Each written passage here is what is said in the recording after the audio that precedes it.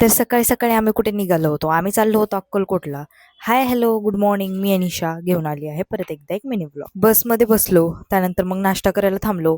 इकडे नाश्ता वगैरे करून घेतला आणि त्यानंतर मग घरी पोहोचलो. घरी आई आणि भाऊजी आमची जेवण करायची वाट बघत बसले होते.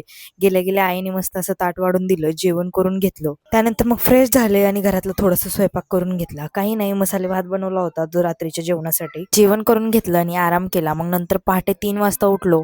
अंघोळ वगैरे केली आणि मी आणि आमच्या सासूबाई जाणार होतो फेऱ्यांसाठी स्वामी समर्थाच्या.